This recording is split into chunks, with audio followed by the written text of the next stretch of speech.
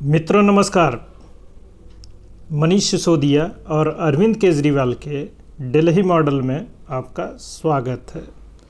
हमेशा एजुकेशन और हेल्थ की बात वो करते हैं, फिर भी सीबीआई ईडी से डरते हैं।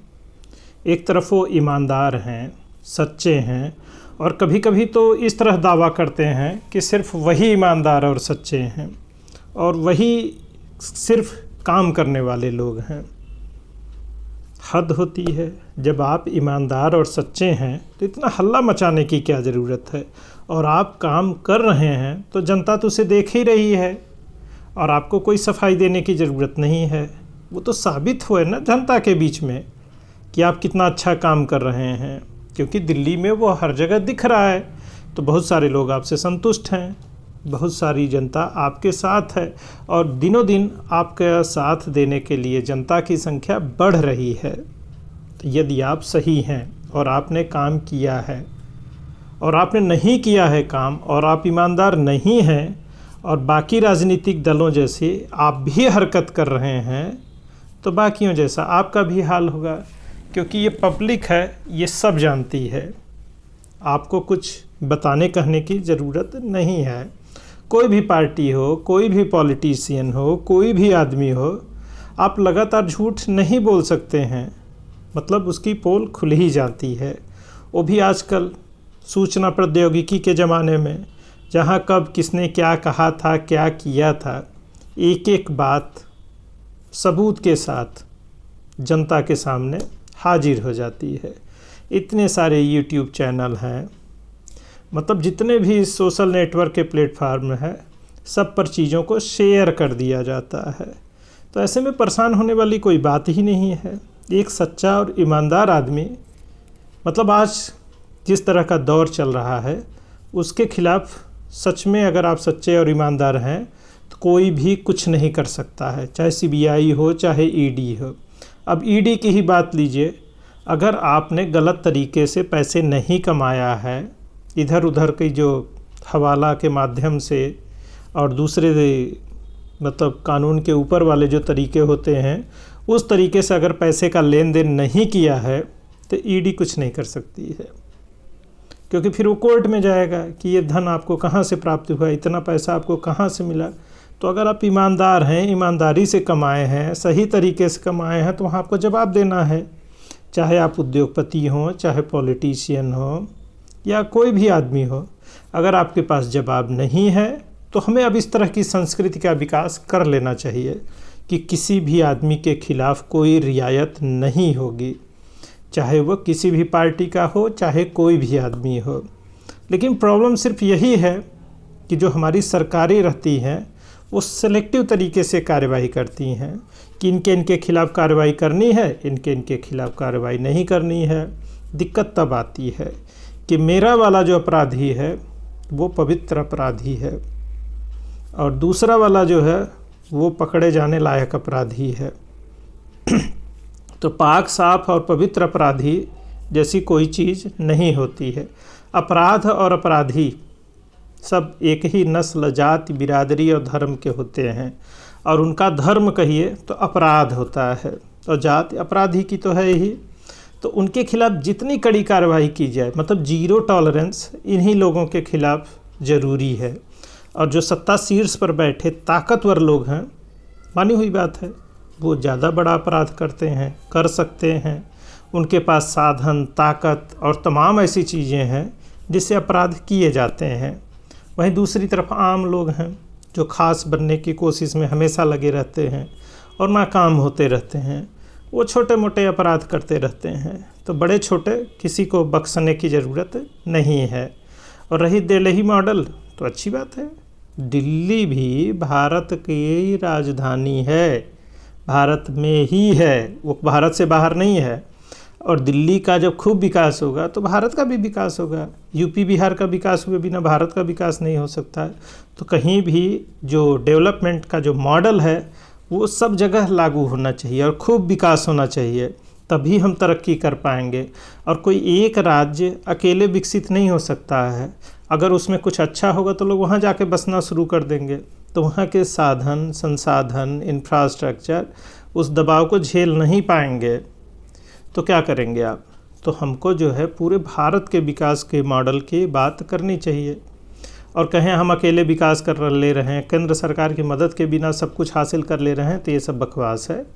कोई भी राज्य आर्थिक रूप से इतना सक्षम नहीं होता है कि उसको केंद्र सरकार की ज़रूरत न पड़े।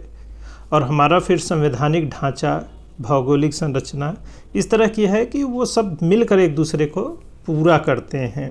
अब जैसे ह्यूमन रिसोर्स की बात लीजिए, यूपी बिहार के पिछड़ेपन का रोना सब रोते रहते हैं, पर जो मानव संसाधन है, एक सामान्य लेबर, अनस्किल्ड स्किल्ड चाहे जैसा आप कह लीजिए, वह पूरे भारत में यहीं पूर्वांचल, पूर्वी उत्तर प्रदेश, बिहार, यहीं से तो सब जगह जाता है, जिसकी कोई कदर और इज्जत नहीं की जाती है। दिल्ली में भी नहीं की जाती है। मतलब सोचिए, पूर्वांचल के लोगों को और बिहार के लोगों को बिहारी और पुरवैया, भैया इस तरह के शब्द गाली की तरह दिए जाते हैं। अब तो लगता है संविधान में इस तरह के शब्दों को बोलने पर भी रोक लगाई जानी चाहिए। कुछ दिन में ये मांग हो जाएगी। और भाई इसके लिए जिम्मेदार भी इन्हीं जगहों के लोग हैं। हमें जो है दिल्ली या दूसरे राज्यों से शिकायत नहीं करनी चाहिए, क्योंकि आप जब इस तरह रहोगे तो आपको गाली पड़ेगी। हमारे नेता, हमारे लोग, हमारे ब्यूरोक्रेट ऐसी ही छप धीरे धीरे बना रहे हैं। तो बाइकॉट बॉलीवुड की जगह अब जनता में धीरे धीरे इस बात की भी जागरूकता आनी चाहिए कि हम बिहारी हैं, हम पूर्वांचल के हैं, तो हमारा स्वाभिमान सम्मान जगना चाहिए। और हम न तो ऐसी हरकतें करें और न तो ऐसा व्यवहार कहीं करें जिससे हम बदनाम होते रहें। इस बदनामी से बचने की जो जिम्मेदारी है वो यहीं के नागरिकों की है, क्योंकि नेताओं से तो उम्मीद करने की कोई ज़रूरत नहीं है। तो जागिए और अपने स्वाभिमान सम्मान को थोड़ा सा मजबूत करिए।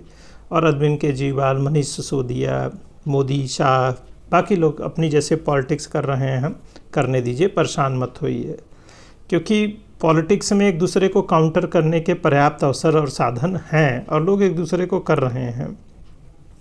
मनीष सिसोदिया, अरविंद केजरीवाल पूरी दिल्ली को बदल दिया, शिक्षा व्यवस्था सुधार दिया। पर भाई कितने शिक्षकों की भर्ती किए आप इतने सालों में? शिक्षा व्यवस्था सुधारने के लिए तो सबसे ज़रूरी होगा शिक्षक। सिर्फ बिल्डिंग खड़ी कर देने से तो कुछ नहीं होगा भाई। अच्छी बिल्डिंग, अच्छा इंफ्रास्ट्रक्चर तो होना ही चाहिए, वो तो शर्त है, पहली शर्त है। पर सबसे मूलभूत आवश्यकता है शिक्षक जो समर्पित हों, जो शिक्षा का भाव जगा सकें लोगों में, शिक्षा का महत्व छात्रों को में बता सकें। जो उनके गार्जियन हैं, अभिभावक हैं, उनको इस बात के लिए जागरूक कर सकें कि बच्चों को स्कूल भेजिए, पढ़ाई से कोई समझौता मत करिए। यह दिल्ली ही नहीं, पूरे भारत, खासतौर पे जो बहुत पिछड़े राज्य हैं, अब हम अपने पूर्वांचल और बिहार की ही बात करें तो यहाँ के नागरिकों को, खासतौर पर बच्चों को भी खुद जागरूक होना पड़ेगा एक उम्र के बाद, क्योंकि टीवी, इंटरनेट, मोबाइल अब उनके हाथ में भी पहुँच गया है।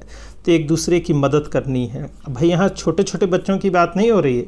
आप हाई स्कूल, इंटर में पहुँच गए हैं तो आप में इतनी प्रतिभा और समझ है कि आपको क्या करना है, क्या नहीं करना है, आप जानते हैं, समझते हैं और आप बहुत सारी समस्याओं से बाहर निकलिए। जैसे जातिवाद है, संकीर्णता है, गाली गलौज है, आप लड़कियों को गाली देते हो, किस तरह के गाली के शब्द इस्तेमाल करते हो, आपके जीवन में क्या महत्वपूर्ण है, क्या नहीं है, ये सब आपको ही तय करना है। एक तरफ आप गंदे अश्लील गाने सुन रहे हैं, भोजपुरी के नाम पे पूरी अश्लीलता भरी जा रही है, तो आप अपनी नैतिक जिम्मेदारी से कैसे भाग सकते हैं? तो नैतिक जिम्मेदारियां लीजिए और जीवन में छोटे छोटे काम आपको करने हैं। आप वैसे ही करेंगे तो आप बेटर बन जाएंगे। दिल्ली बहुत अच्छी है, बाकी राज्य भी बहुत अच्छे हैं, पटना, लखनऊ में भी कोई कमी खराबी नहीं है। अपनी हीन भावना से बाहर निकलिए। बाकी पॉलिटिकल एजेंडा, स्टंट, स्टेटमेंट ये चलता रहता है और चलता रहेगा, तो इसके लिए सीरियस मत होइए। जिसको वोट देना है ज़रूर दीजिए, वोटिंग करिए, लेकिन कोशिश करिए कि जाति धर्म से बाहर निकलिए, सही गलत को समझिए, क्योंकि ये जाति और धर्म की राजनीति हमें बहुत पीछे ले आया है। और विकास की राजनीति जो कर रहे हैं, या फिर थोड़ा भी बेहतर विकल्प कहीं नज़र आता है तो उस तरफ हमें जाने की ज़रूरत है, क्योंकि एक समग्र समाज, मजबूत समाज, अच्छा राष्ट्र बिना अच्छी धारणा के नहीं आएगा, और जिसकी शुरुआत हमें विचारों से करनी है। तो सद्विचार सदिच्छा के साथ काम करिए। और दिल्ली मॉडल भी अच्छा है, घबराइए, परेशान मत होइए। खूब दारू पीजिए, कोई दिक्कत नहीं है, पर घर पे पीजिए, सीमित मात्रा में पीजिए, बाकी सब राजनीति चलती रहती है। जय हिंद, जय भारत।